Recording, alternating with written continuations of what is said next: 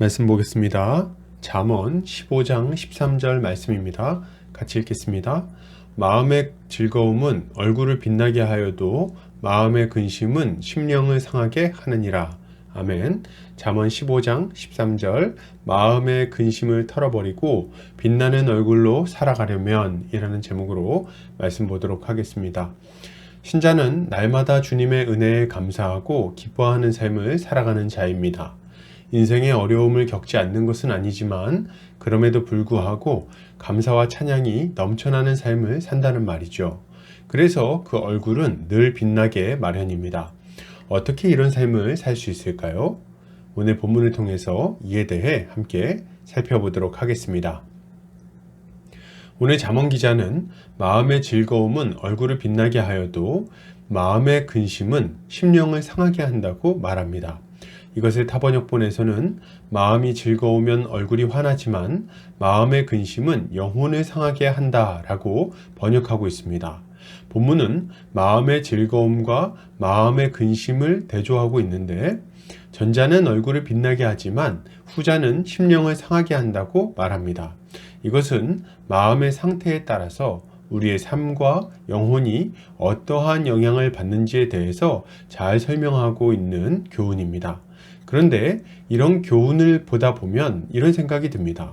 마음의 즐거움이 얼굴을 빛나게 하고 인생을 풍요롭게 하는 것을 누가 모르나? 또 마음의 근심이 있으면 심령이 상하고 힘들어지는 것은 너무 당연한 말 아닌가? 이게 무슨 교훈이 되는가? 그래서 어쩌라는 말인가?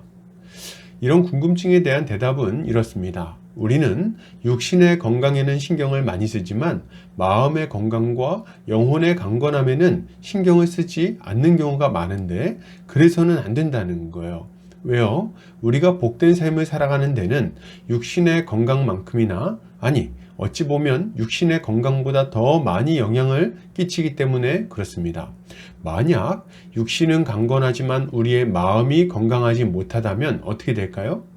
우리의 낯빛은 어두워질 것이고 우리의 영혼은 힘을 잃어버릴 것입니다.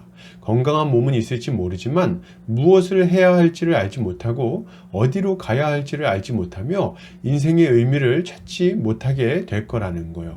그리고 순간의 쾌락만을 쫓아서 시간을 낭비하다가 몸과 마음과 영혼이 다 무너져 버리게 될 것입니다.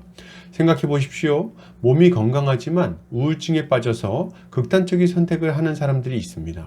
혹은 마음을 다쳐서 사람들을 만나지 못하고 자기 방에 들어가서 고립되는 사람들도 있죠.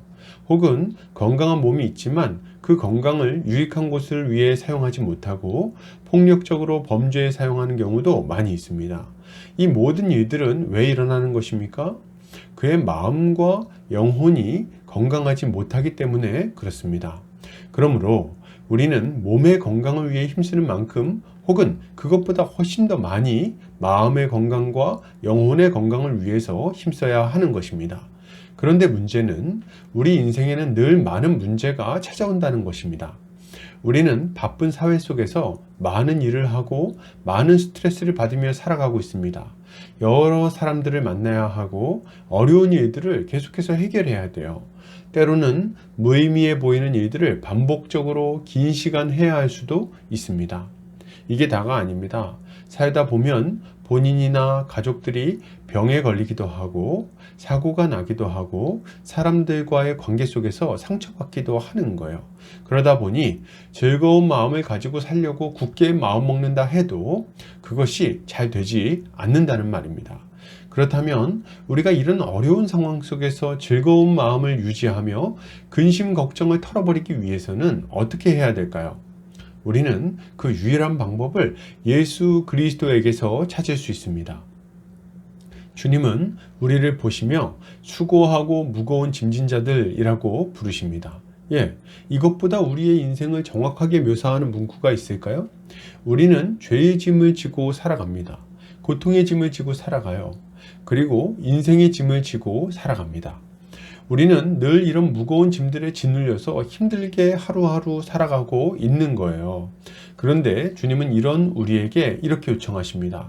다 내게로 오라. 내가 너희를 쉬게 하리라. 주님은 우리를 부르십니다. 그리고 우리의 짐을 기꺼이 자신이 대신 져 주시겠다고 말씀하십니다. 그리고 우리에게 참된 자유와 기쁨을 주시겠다고 약속하시는 거예요. 우리가 마음의 근심 걱정을 털어버리고 기쁨 가운데 살아갈 수 있는 유일한 방법은 이러한 주님의 요청에 믿음으로 응답하는 것입니다. 아무리 무거운 짐이라 할지라도 거뜬히 그리고 기꺼이 짊어지실 수 있는 분께 도움을 요청해야 된다는 거예요. 우리가 주님께 우리의 짐을 가지고 가서 주님께 도움을 요청하면 우리 주님은 기꺼이 우리에게 도움을 주실 것입니다. 그러므로 여러분, 우리는 날마다 주님께 나아가 은혜를 구해야 하겠습니다. 우리의 속상한 마음과 걱정되는 일들, 염려되는 것들을 주님께 아뢰고 도움을 요청해야 됩니다. 사람의 힘으로는 도무지 어찌할 수 없는 인생의 여러 문제들을 주님의 능력으로 해결해 달라고 간구해야 한다는 거예요. 이렇게 할 때 우리는 마음속에 가득한 걱정과 근심을 털어내고 그 대신 주님이 주시는 하늘의 기쁨을 마음속 가득히 채울 수 있는 것입니다. 이것이 신자가 늘 기뻐하며 빛나는 얼굴로 살아가는 비결이라고 할 수 있을 것입니다.